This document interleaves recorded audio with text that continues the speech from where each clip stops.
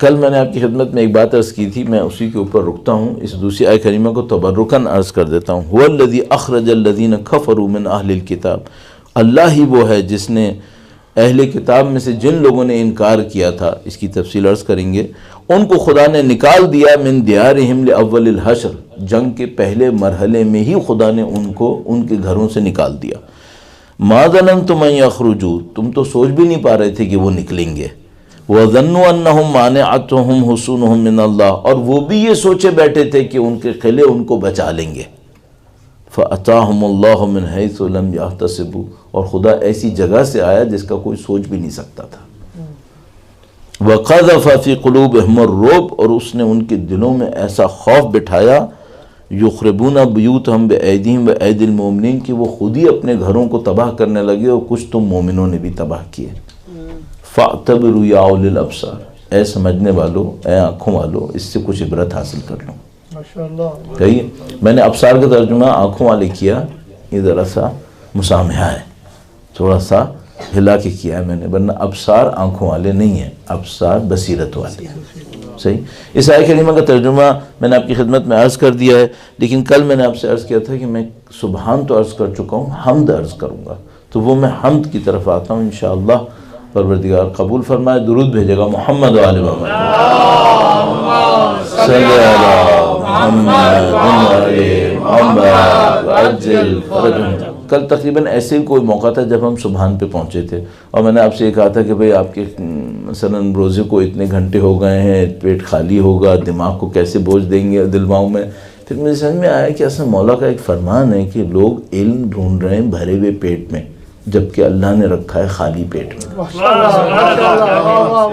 اس کا مطلب ہے یہی تو علم کا وقت ہے، ورنہ ہمارا پیٹ خالی ہوتا کب ہے؟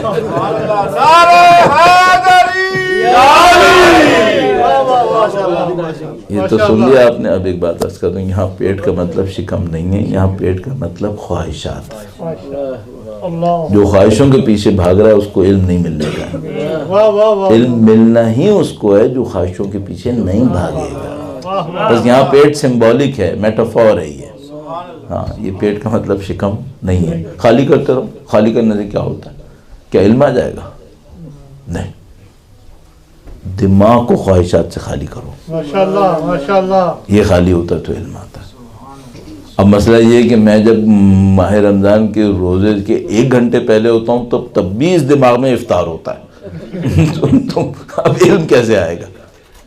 تو اس کو خالی کرو۔ اب افطار تو چھوٹی بات ہے، اگر ماہ رمضان کا روزہ رکھ کر بھی سارا وقت دنیا کے بارے میں ہی سوچنا ہے تو اس کا مطلب یہ پیٹ کبھی خالی ہوا ہی نہیں ہے۔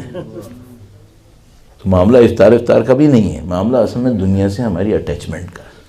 تو امام فرمانے جب تم اپنے آپ کو دنیا سے ڈیٹیچ کرنے کی سوچو گے کہ یہ ہدف ہے، تب تمہیں خدا علم دے گا، ماشاءاللہ ماشاءاللہ، تب خدا علم دے گا، ورنہ نہیں ہوگا، ورنہ تو ایسے ہی چلتا رہے گا۔ سبحان کیا تھا؟ کل عرض کیا آپ کی خدمت میں، دوبارہ واپس نہ جاؤں ورنہ ٹائم نکل جائے گا۔ حمد کی طرف آتے ہیں۔ حمد کا ایک لفظی ترجمہ ہے، وہ یہ کہ تعریف، حمد یعنی تعریف، آپ کسی کی اچھائی کو بیان کریں اس کو حمد کہتے ہیں۔ الحمد یعنی تمام تعریفیں، تو مثلا الحمدللہ، تمام تعریفیں خدا کے لیے۔ اچھا، یہ تو ہو گیا صحیح، تو سبحان کے ساتھ کنیکشن کیسے بنائیں؟ کیوں؟ سبحان ربی العظیم و بحمدہ۔ چلو الحمدللہ میں تو کنونشنل تھنکنگ چل جائے گی کہ ہو گیا کہ تمام تعریفیں خدا کے لیے ہیں، الحمدللہ صحیح ہو گیا، لیکن اب مسئلہ آ گیا سبحان ربی العظیم، بے عیب و نقص ہے میرے رب کی ذات جو علوف رکھتی ہے، برتری رکھتی، وہ بحمدہی۔ اب یہ بحمدہی کا کیا ہوگا؟ یہاں مشکل آ رہی ہے، صحیح۔ تو اس کا مطلب یہ ہے کہ یہ جو حمد ہے، تمام تعریفیں خدا کے لیے، اس کے پیچھے کوئی اور آئیڈیا بھی چل رہا ہے، صحیح۔ جیسے سبحان کے پیچھے تھا کہ سبحان کے پیچھے ایک تو یہ تھا کہ بھئی بے نقص و عیب ہے خدا کی ذات، تو پھر اس کے بعد دیکھا نہیں، سبحان کا ایک مطلب یہ کہ تیراکی ہوتی ہے، اور تیراکی کا مطلب یہ کہ وہ اللہ کی راہ میں اگر بہے اطاعت میں تو سبحان کر رہا ہے وہ، ماشاءاللہ ماشاءاللہ۔ تو حمد کا کیا ہوگا؟ حمد کا مطلب ہو گیا تعریف خدا کے لیے، تو اس سے میرا کیا تعلق ہوا؟ ہاں، تعریف اس کے لیے، تو اس کا مطلب یہ کہ اگر میرے اندر، کریٹیکل پوائنٹ یہاں پر ہے، اگر میرے اندر کوئی بھی خوبی ہے تو کہاں سے آئی ہے؟ وہاں سے، کیونکہ تعریف ساری خدا کے لیے. بس جیسے ہی میں کہتا ہوں الحمدللہ، اس کے پیچھے پہلی فکر جو مجھے ایکسیپٹ کر لینی ہوتی ہے مجھے کہ تمام تعریفیں خدا کے لیے، اگر میرے اندر کوئی قابل تعریف چیز ہے تو میری نہیں ہے، یہ خدا کی ہے، کیونکہ تمام تعریفیں اللہ کے لیے. بس اگر میرے اندر کوئی اچھی چیز ہے تو وہ کس کی ہے؟ اللہ کی ہے. صحیح. اب اس کے پیچھے ایک فالو اپ بھی ہے. وہ فالو اپ کیا ہے؟ یہ جو خدا نے مجھے تعریف دے دی، تعریف تو اس کی ہے، لیکن اس نے مجھے عاریتاً تھوڑی دیر کے لیے چھوٹی سے لیول پر ایک مجھے بھی دے دی ہے. کیوں دی ہے؟ کیوں دی ہے؟ تعریفیں تو ساری خدا کے لیے ہیں، تو میرے اندر بھی ایک اچھی چیز ہے. یہ کیوں ہے؟ کس کی دی ہوئی ہے؟ خدا کی دی ہوئی ہے. کیوں دی ہے؟ اس لیے دی ہے کہ میں اس کو وہاں استعمال کروں جہاں خدا چاہتا ہے. یہ شکر بنے گا. یہ شکر بنے گا. حمد اس کا اعتراف ہے کہ خوبیاں ساری خدا کی ہیں. شکر اس کا اعتراف ہے کہ اگر وہ کوئی خوبی میرے اندر ہو تو وہیں استعمال ہو جہاں خدا چاہ رہا ہے، ورنہ پھر ناشکری ہے. ہاں، بس میں نے اگر یہ جملہ کہہ دیا الحمدللہ تعریف ساری خدا کے لیے، تو فوراً مجھے ایک بات پتہ چل گئی، میرے اندر کوئی خوبی ہے تو خدا کی دی ہوئی ہے خدا کی، خدا کی دی ہوئی ہے. اب جب کہ خدا کی دی ہوئی ہے تو وہ کیا چاہتا ہے؟ وہ یہ چاہتا ہے کہ اس کو تم وہیں استعمال کرو جس کی خاطر میں نے تمہیں دیا ہے. اور وہ اس نے کیا دیا تھا؟ کیوں دیا تھا اس نے دیا تھا کہ تم اپنے آپ کو زمینی مخلوق نہیں بنانا، آسمانی مخلوق بنانا. ماشاءاللہ ماشاءاللہ. صحیح. تعریف خدا کے لیے. تو جو ذہن میرے پاس ہے یہ انٹیلیجنٹ نہیں ہے کیا؟ تو یہ بھی تو تعریف ہوئی نا، اللہ کی تھی یہ تھی، تو اس نے مجھے کیوں دی تھی؟ اس لیے تم نے اس انٹیلیجنٹ برین کو استعمال کر کے تم اس راستے پہ چلنا جو میں نے تمہارے لیے رکھا ہے. اگر میں نہیں چلا تو کیا مطلب ہوا؟ اب میں لاکھ زبان سے کہوں الحمدللہ، ہے یہ ناشکری، ہے یہ ناشکری. بس جیسے ہی آپ کہہ رہے ہیں الحمدللہ، ایک چین آف تھاٹ ہے جو پیچھے چلے گا. بدقسمتی سے ہمارے یہاں نہیں چلتا ہے، ہمارے یہاں صرف زبان چلتی ہے الحمدللہ الحمدللہ الحمدللہ، سوچے سمجھے بغیر. بس حمد یہ ہوئی سبحان ربی العظیم و بحمدہ، بے عیب و نقص ہے اللہ کی ذات میرے رب کی جو اعلیٰ ہے، وہ بحمدہ، اور یہ اعتراف کہ ساری خوبیاں اس کی، ساری خوبیاں اس کی. بس میرے اندر کوئی خوبی ہوئی تو اس کی ہے، امانت میرے پاس ہے، استعمال وہاں ہونی ہے جہاں خدا چاہتا ہے. اگر میں نے کر لیا تو یہ حمد بھی ہو گیا، اور لہ الحمد والشکر علی ما اولانا، یہ ہم لوگ پڑھتے ہیں نا عید کے اندر، لہ الحمد والشکر، اسی کے لیے حمد ہے، اسی کے لیے شکر. شکر کا مطلب یہاں پہ کیا ہوا؟ شکر کا مطلب اس معنی میں یہ ہو گیا کہ میں اللہ کی دی ہوئی قابل تعریف صفت کو اسی جگہ پہ استعمال کروں گا جہاں خدا نے چاہا تھا. اب یہاں پہ ایک اور آگے چلتے چلتے ایک چیز کریٹیکل پوائنٹ، وہ کیا؟ اگر کوئی زبان سے کہہ رہا ہے الحمدللہ اور تعریف کو کہیں اور استعمال کر رہا ہے، جو اس کے اندر تعریف خدا نے ڈالی تھی اسے کہیں اور استعمال کر رہا ہے، اس کا مطلب یہ کیا کر رہا ہے؟ اس کا مطلب ہے یہ امانت دار نہیں ہے، یہ خیانت کر رہا ہے. اِنَّ عَرَضْنَا الْأَمَانَةَ عَلَى السَّمَاوَاتِ، ہم نے اپنی امانت کو زمین و آسمان کے اوپر پیش کیا، أَبَيْنَ أَن يَحْمِلْنَهَا، تو انہوں نے انکار کر دیا اٹھانے سے.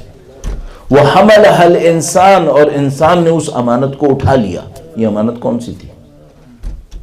یہ وہ امانت تھی جو روح الہی تعبیر ہوئی، وَإِذَا نَفَخْتُ فِيهِ مِن رُوحِي فَقَعُوا لَهُ سَاجِدِينَ، جب اس میں سے میں اپنی روح میں سے پھونکوں تو تم تمام فرشتوں سجدے میں گر جانا. ماشاءاللہ. اس کی مینیفیسٹیشن ہماری زندگی میں ارادہ اور فکر ہے. اب خدا کیا فرما رہا ہے؟ میں سب کو جمع کرتا ہوں کہ میرے پاس اللہ کی تعریف میں جو سب سے بڑی تعریف ہے، وہ بدقسمتی ہے کہ میں سمجھ رہا ہوں میرا گھر تعریف ہے. گھر تعریف نہیں ہے، گھر فرعون کے پاس بہت بڑا تھا. تعریف کچھ اور ہوگی ہمارے پاس. صحیح ہے. تو اگر مثال کے طور پر دیکھیں سب سے اچھی تعریف کیا ہے ہمارے پاس، قابل تعریف کوئی چیز، تو سب سے اچھی قابل تعریف ہمارے پاس چیز وہ فکر ہے جو ہمیں خدا کے نزدیک لے جائے.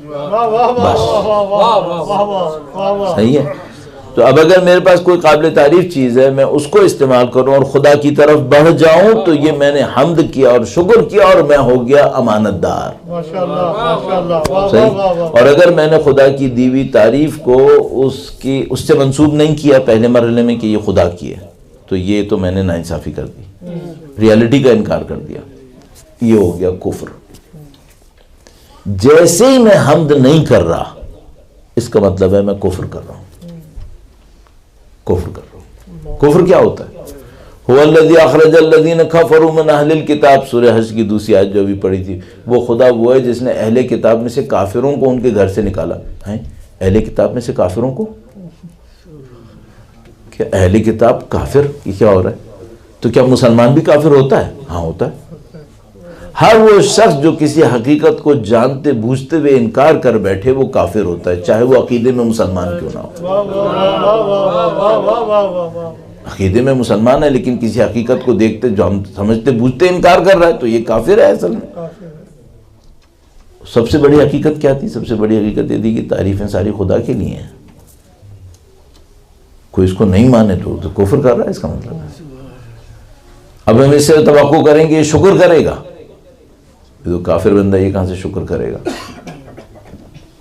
تو چین لمبی چلے گی. پھر بدقسمتی ہمارے ساتھ یہ ہے کہ ہم ہر روز سینکڑوں مرتبہ بعض اوقات الحمدللہ کہہ رہے ہیں لیکن چین پہ کام نہیں کر رہے ہیں. ہم سمجھ رہے ہیں یہ اوراد ہیں، ورد ہیں، جادو ہے. نعوذ باللہ تعالی، یہ نہیں ہے. کیسے ہو سکتا ہے؟ اللہ کے نبی نے اپنی صاحبزادی کو کوئی تحفہ دیا ہے. صحیح. اب میں اتنی سادگی سے ایک جملہ آپ کی خدمت میں عرض کر دیا، اب آپ خود جانتے ہیں اس کی حقیقت. وہ جو اللہ کا پوری ہستی میں نمائندہ ہے، اس نے اپنی صاحبزادی کو ایک تحفہ دیا ہے، اور وہ صاحبزادی خود ملکہ کائنات ہے. جناب سیدہ طیبہ طاہرہ ام ابیہا بلندتر صلوات. اللہم صلی علی محمد علی محمد عجل. تو انسان کامل نے، مخلوق اول نے اس کو تحفہ دیا ہے جو اس کے جگر کا ٹکڑا ہے. وہ تحفہ کیا دیا؟ تسبیح. اس میں کیا ہے؟ 34 مرتبہ اللہ اکبر ہے، 33 مرتبہ الحمدللہ ہے، 33 مرتبہ سبحان اللہ. کوئی راز کے بغیر ہے؟ اصلا جچتا نہیں ہے اس میں راز نہ ہو، تو جچتا ہی نہیں ہے اصلا. اب وہ راز کیوں نہیں ڈھونڈا ہم نے؟